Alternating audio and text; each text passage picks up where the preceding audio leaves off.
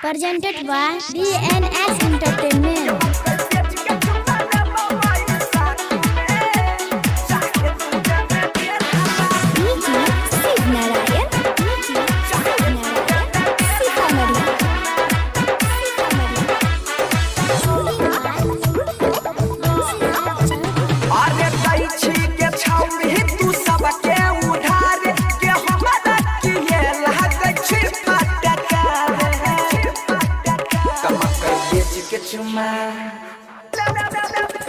मकई बेच के चुपा ले बाबा ई साथ में चाहे तू दे में 1.5 लाख में अब भले चहल दे दे खेती हमर खाख में ये बोझमा 1.5 लाख में छोड़बा Presented by नीरज दिवांश लगाओ ना।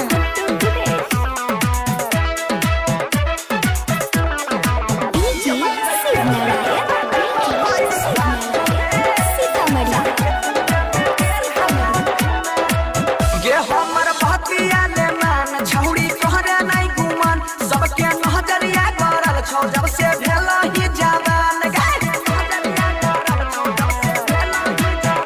हमर बहतिया ले मान छौड़ी कहरे नहीं गुमान सबके नजरिया गारल छौ जब से भेला ही जवान तोरा नथिया देब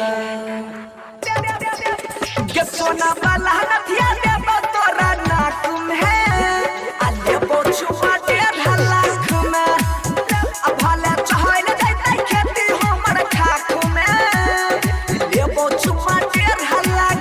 Presented by नीरज दिवांश लगाओ ना।